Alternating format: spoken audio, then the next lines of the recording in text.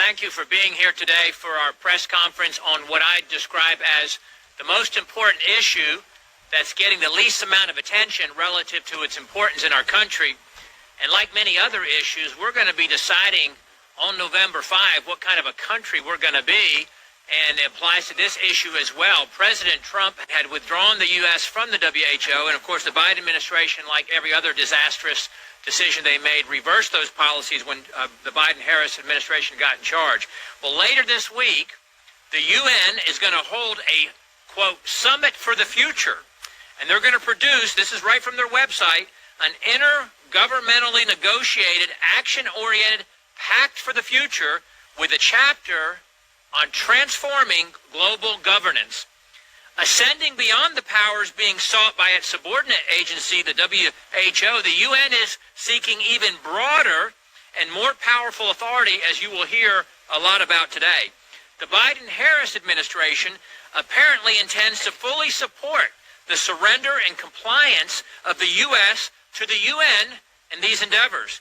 They are aligned with the international globalists that hate America, that hate the Constitution, that hate our founders, that hate our founding Judeo-Christian principles, and they want America to become like the rest of the world. They don't want us to be subordinate to or governed by our Constitution. No, they want America to be subordinate to and governed by the UN, the World Health Assembly, and the WHO. And in fact, they intend to join with others at the UN summit this week to vote to award additional powers to the UN Secretary General. They seek to facilitate the evolution of the UN from an international cooperative body to an international governing body. These powers would be triggered by any one of a number of so-called global emergencies, whether it was a so-called climate emergency, a health emergency, a cyber emergency, or a gun violence emergency, whatever that's supposed to be, a financial emergency, or whatever they deem appropriate.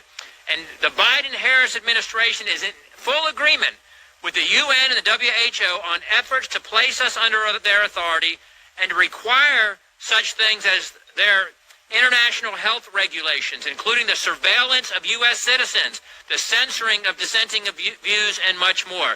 The American people didn't vote for this, and they don't support this, and it's up to the people's representatives, that's us gathered here today, to have a responsibility to expose this and to reject this.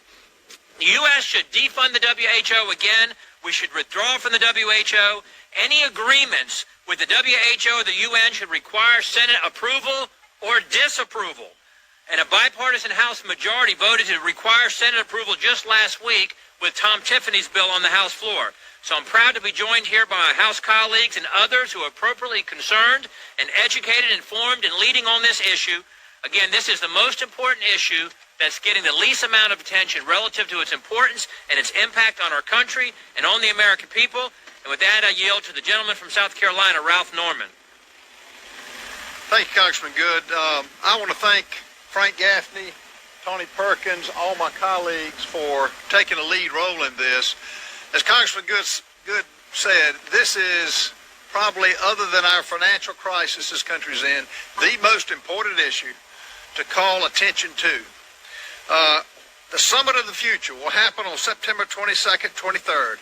And folks, what that will do is cede America's authority, America's sovereignty to basically China. China is defined as a developing country. It is the number 2 economy behind America. It's not developing. It will cede our decision-making ability to China. That's what you need to know. Let me read out what the Secretary General, Antonio Guterres, his policy brief 2, issued on March of 2023. I propose that the General Assembly provide the Secretary General and the United Nations system with a standing authority to convene and operationalize automatically an emergency platform in the event of a future complex global shock of sufficient scale. Guess who determines that? The World Health Organization. It reveals in their definition a possible global shock, including large-scale climate or environmental events, determined by who? The Secretary General. Future pandemics. We all endured what the problem we had with the latest virus. High-impact events involving a biological agent determined by who? The World Health Organization. Disruption of global flows of goods determined by who? Not America, but the WHO under the Secretary General. Not only that, it requires a 5% payment by the United States every year of our total medical dollars spent, which are in the trillions. Bottom line, we cannot let this go. This is a top-line issue that America must be made aware of. It's got to go through the Senate where it requires 60 votes. And we're going to fight to make sure all Americans know what's happening and stop it dead in its tracks. The WHO needs to be defunded, needs to be we need to do away with it, and America get out of it. I now call on Frank Gaffney with the Sovereignty Coalition. Thank you, Congressman. Thank you to all of those present. I wanted to most especially thank those who voted last week for H.R. 1425, which did exactly what Congressman Norman just talked about, requires the United States Senate to advise and, I hope, dissent on the kind of surrender of our sovereignty to global government that is envisioned both with respect to the World Health Organization and with respect now to the UN. That's, make no mistake about it, the agenda of the UN Summit of the Future. That is unmistakably what they hope to put in train with their so-called Pact of the Future. And the thing that is absolutely infuriating about all of this is not only, as these gentlemen have said, this is really important. And most people in the media, most people in government, certainly the vast majority of Americans have no idea this is even going on, let alone reading in the rest of us. So it seems to me that what is needed now is not only to have the Senate charged, as with the World Health Organization's International Health Regulation Treaty, also the Pact for the Future. There must be no application of whatever they come up with in terms of world government by the UN Secretary General without the Senate's advice and consent. And secondly, I call here today on former President Donald Trump to use his platforms to address and draw out his opponent, the Vice President of the United States, on whether or not she supports world government. And if she doesn't, for her to disavow what the Biden administration is doing right now to try to bring it about. Thank you very much. Next up is Andy Biggs. Thank you, Frank, and thanks to Bob and Ralph for organizing this, and for all who are standing with us, my colleagues, and those who are concerned about this. You know, this administration has attacked the United States sovereignty since day one. They've done it by attacking our geographical integrity, and now they want to cede our sovereignty over to the United Nations, and in particular the World Health Organization.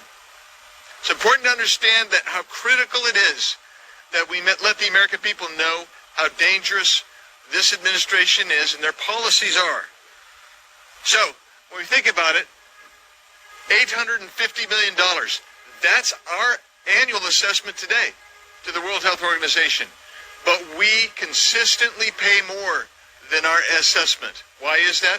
Because this administration wants to pay more. And we're the folks at the United Nations working hand in glove with the World Health Organization to have their way. We would be spending even more. And we'd be spending more to become enslaved to them because of the things that my previous speakers, my co-speakers have said. I introduced legislation, H.R. 2022, which gets us out of the World Health Organization and defunds our portion of it. In my home state of Wyoming, we have common sense, something that seems to be sorely lacking in the Biden-Harris administration. Wyomingites that I have spoken with consistently ask why this administration would push to fund any organization that has clearly come under the control of the Chinese Communist Party. They wonder why Biden and Harris would try to enter into unconstitutional agreements with foreign entities that would force Americans to give up their sovereignty. It is worth noting that the bulk of the WHO's budget comes from voluntary contributions from multiple countries and organizations. Throughout the past decade, the United States has donated billions of taxpayer dollars, making us the WHO's largest financial contributor.